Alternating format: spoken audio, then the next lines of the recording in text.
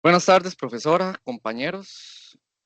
Hoy mi compañero Oscar Soto y mi persona Daniel Jiménez les vamos a exponer el artículo científico Análisis proteómico de exudados de úlcera crónica de pie diabético tratados con el péptido antimicrobiano de escorpión. En el índice de nuestra presentación tenemos la introducción, materiales y métodos, resultados, discusión, conclusiones y bibliografía. Como introducción, ¿qué es el pie diabético? Básicamente es una úlcera o destrucción profunda del tejido de infección causado por la neuropatía de extremidades. Esto es pérdida de los nervios. Quiere decir que la gente que sufre este padecimiento no siente estas heridas. Por lo tanto, no se trata de manera adecuada y esto hace que la herida se expanda y se infeccione y demás. Tenemos la cicatrización como un proceso complejo de cascada que utiliza diferentes tipos de proteínas y biomoléculas, por ejemplo, las proteasas y sus inhibidores, que lo que hacen es reparar, regenerar y remodelar el tejido. También está asociado a la glicosilación de las proteínas debido a la alta concentración de glucosa en sangre, que va a interactuar con las proteínas y que va a afectar los procesos de cicatrización.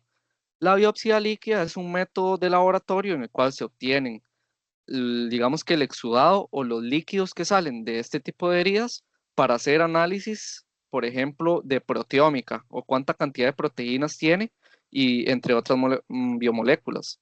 Esto para medir el metabolismo de las heridas y cómo van cicatrizando y avanzando en estado. La proteómica básicamente es entonces medir la cantidad de proteínas que están presentes o que son diferenciales para este tipo de heridas. La espectrometría de masa, la separación de proteínas por electroforesis y la tecnología y tecnologías de purificación son las más utilizadas para medir este tipo de proteínas. El veneno de escorpión pues va a ser una sustancia bioactiva que tiene alto valor medicinal encontrada en Mesotobus martensi, que va a inhibir el crecimiento de ciertas bacterias como Staphylococcus aureus, importante porque tiene gran resistencia a diferentes tipos de antibióticos. El objetivo del estudio entonces será sintetizar químicamente el péptido no obtenido a partir del organismo, sino in vitro, con una secuenciación de aminoácidos. Aplicar a 3 pacientes con pie diabético.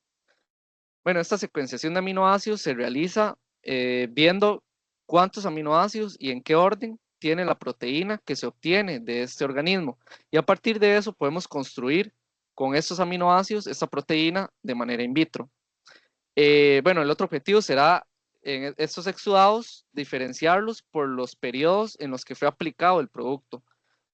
Y para análisis proteómicos cuantitativos, bacteriológicos y con marcadores isobáricos iTrack. Primero, para las muestras tenemos criterios de escogencia en los pacientes que tuvieron que firmar un consentimiento y que el hospital tuvo que estar de acuerdo. Los pacientes deben tener diabetes mellitus, que es la enfermedad de la diabetes, deben tener celulitis activa y osteomielitis, que está relacionado con problemas en la piel y en los huesos, en problemas de cicatrización. Tenemos la gangrena con problemas por aparición de patógenos que afectan la cicatrización, insuficiencia vascular, eliminar cualquier fármaco antes de 4 semanas.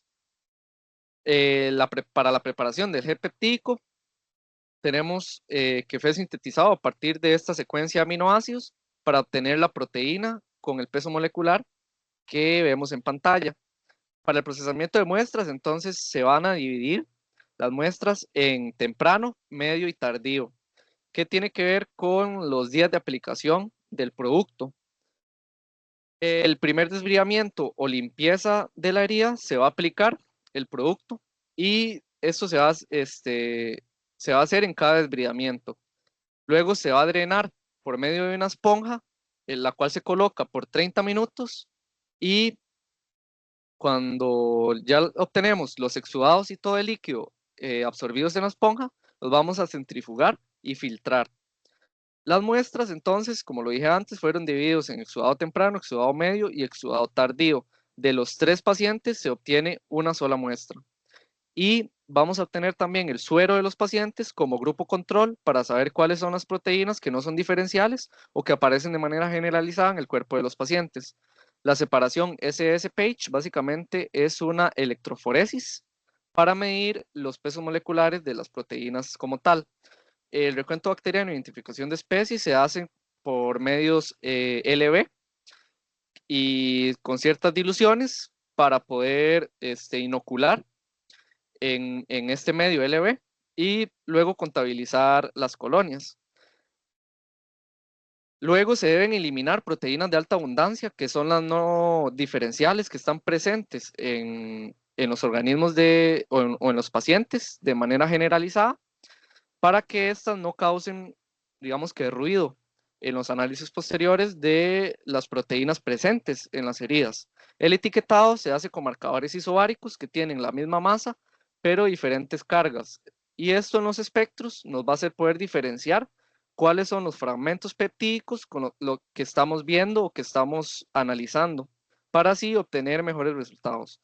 La cromatografía líquida de fase inversa se realiza a un pH elevado para poder solubilizar mejor las proteínas y poder separarlas por pesos moleculares antes del análisis por nanocromatografía líquida de alto rendimiento y luego por masas. Eso se hace a pH bajo para poder aumentar la ionización y aumentar la eficiencia. Luego se hace una búsqueda en la base de datos con un software llamado ProteoWizard y para el análisis se basó en el genoma humano.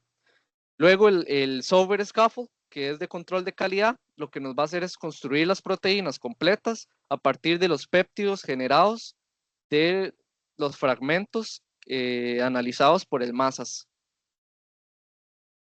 El control de calidad, básicamente para decirnos si la proteína que encontramos realmente es la que estamos identificando como tal. Y en análisis bioinformático nos va a decir cómo estas proteínas se ven en el proceso de cicatrización y ulceración de las heridas, cómo participan, cuál es su metabolismo.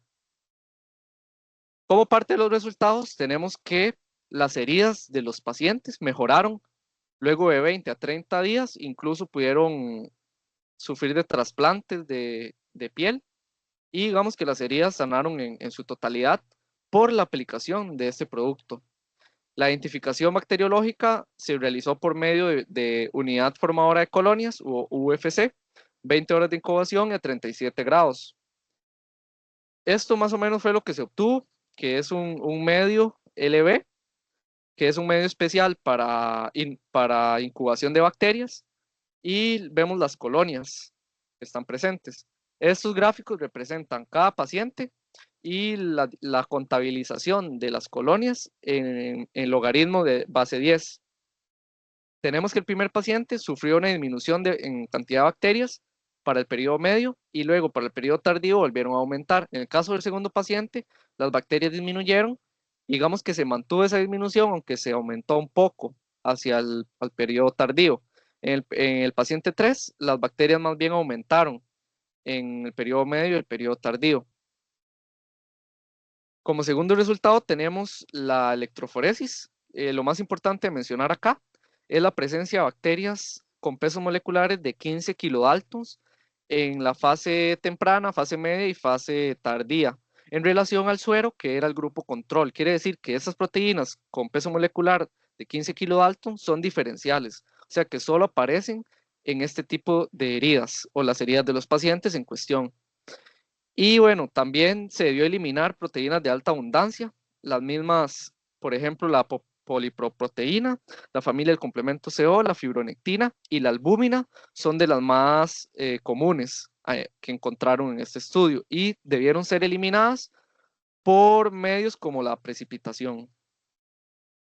Luego, dentro de los resultados del análisis proteómico, tenemos que se utilizaron etiquetas iTrack, que son marcadores isobáricos. Se obtuvieron 444.494 espectros, de los cuales 58.194 van a ser de 1.865 proteínas. Para saber si estas proteínas realmente son diferenciales y solo están presentes en las heridas, se debieron hacer varias pruebas estadísticas. Por ejemplo, medir un coeficiente de variación. Lo que me va a decir es que las veces que yo tomé las muestras y las medí, no me está generando diferencia las proteínas que estoy obteniendo.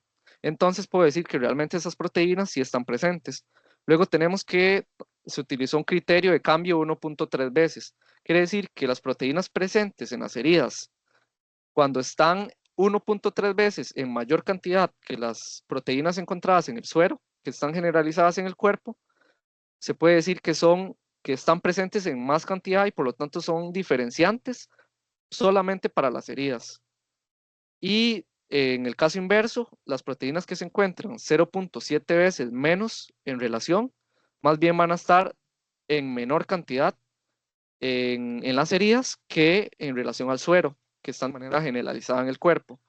Y también se utiliza una prueba estadística para detectar estas proteínas y que fueran, digamos que diferenciales. Al final se detectaron 1153 proteínas como diferenciales o solamente presentes en las heridas y en las úlceras. Los resultados demuestran que las proteínas, por ejemplo, S100A7, S100A2, son proteínas a la alza, lo que quiere decir que están en mayor cantidad en las heridas en relación al suero o el grupo control. Esas están relacionadas con la respuesta inmune y la angiogénesis, que es la formación de vasos sanguíneos. La proteína 1433 sigma tendrá la misma característica en alza y la proteína ribosomal 60S. Para la relación negativa quiere decir que está en menor cantidad en la herida en relación al suero, o sea, al grupo control y al organismo total en relación solamente a las úlceras. Y aquí tenemos la colectina 10, la gran calcina, la beta-alaís, que son, por ejemplo, de metabolitos glicometabólicos y respuesta inflamatoria.